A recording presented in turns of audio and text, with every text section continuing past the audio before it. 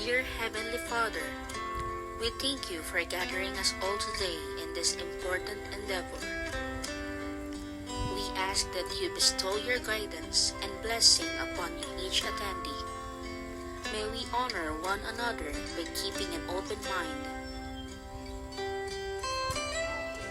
May we voice our truth and listen with an open heart.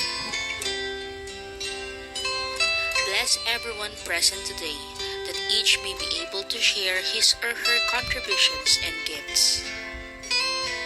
Grant good health and safety to loved ones left outside this room, and bestow peace and goodwill to all of us.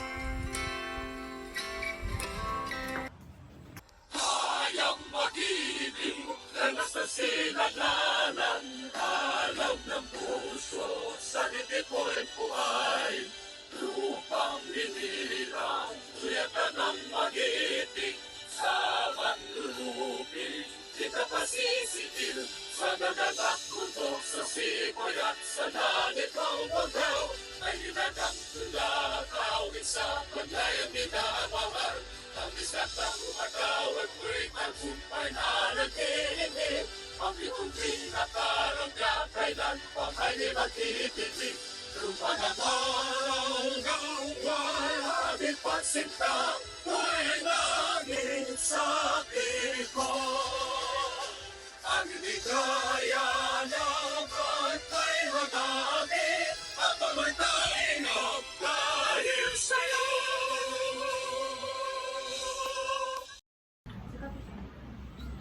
Okay, you are requested to settle down.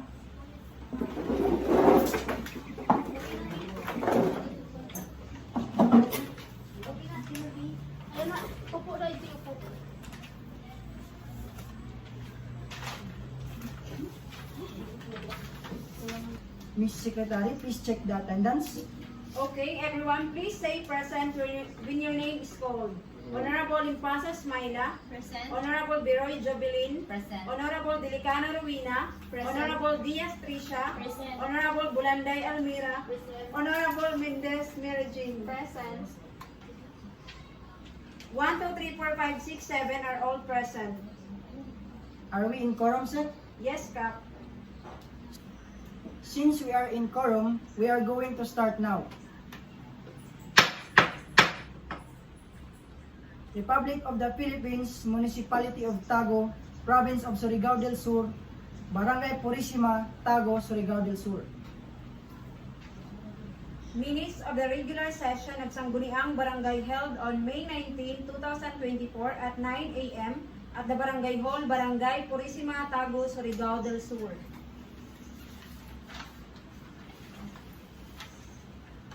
Our agenda 1 is the extension of road in Barangay Purisima. Our second agenda is cleanup drive every Saturday. Yes, Honorable Smaila, you are recognized. Okay, agenda 1 is the extension road in Barangay Purisima in order to have a large space for our vehicles and to avoid accidents in our barangay. Okay, good. Yes, Honorable Biroy, you are now recognized. And our agenda 2 is having an LED needs on every Saturday morning at Barangay Purisima, specifically in the Purok Avocado Mario. That is also good. Okay, any other suggestions? Yes, Kagawad Delicano, you are recognized. I suggest, Cap, that we need to have continuous improvement and beautifications of our Barangay Purisima. A very nice suggestion. So we move on the next agenda, which is the other matters. Yes, Kagawad Smaila, you are recognized. Cap. So, as I noticed, Cap, in our barangay, we see the most common problem is the lack of security. So, marami ang magnanakaw at marami rin ang nananakawan. So, I suggest to have or to put a CCTV for our safety and for us to be alert and arrest those person who have a black motives in our barangay and to maintain peace and order in our barangay, which is the prison. Okay, good. So now, all the agenda are already taken.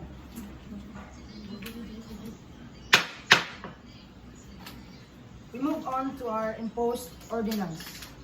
This is our proposed ordinance entitled, An Ordinance Imposing Penalties on Acts Causing Disturbance to Peace and Order in the Barangay Purisima. Whereas, acts of disturbance to peace and order in the Barangay Purisima have aggravated to the detriment of the peace-loving members of the community. It is the objective of the barangay governance to instill among the members of the community the values of discipline and respect for others, which may only be achievable if troublemakers are aptly penalized, which is pursuant to Local Government Code of the Philippines, Republic Act 7160, and other relevant laws. The municipality of Tagu has the authority to enact ordinances for the general welfare of its constituents. Section 1. Now therefore be it ordained by the Sangguniang Bayan of Barangay Purisima, Tagu, Surigao del Sur, duly assembled that Section 1, titled, This Ordinance shall be known and cited as Barangay Peace and Order Ordinance of 2024. Section 2, the Prohibited Acts. In addition to sanctions that may be imposed, a penalty as determined in Section 3 hereunder shall be imposed upon any person who willingly, intentionally, or unintentionally, knowingly or unknowingly, whether alone or in conjunction with another person, disturbs the peace and order within the jurisdiction of Barangay Purisima through the commission of any of the following acts. Acts to wit, quarreling or fighting in public places. Section 4, penalties. The offender, however, with the approval of the punong barangay, may elect to perform community service work under the supervision of the punong barangay instead of paying the fine at the rate of 4-hour community service work for every 100 peso fine. Section 5, the repealing clause. Section 6, the separability clause. Section 7, and the effectivity. Enacted and approved by the Sangguniang Barangay this May 19 at Barangay Purisima, Tagu, Surigao del Sur.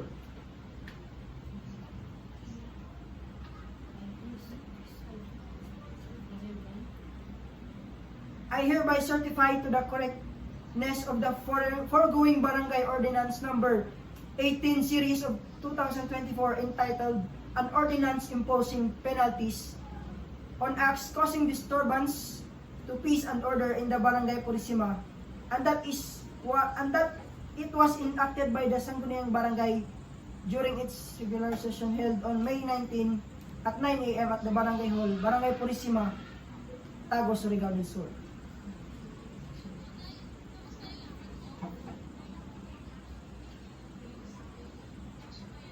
Who wants to close the session? I move to close the session.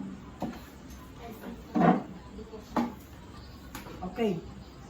Meeting is adjourned.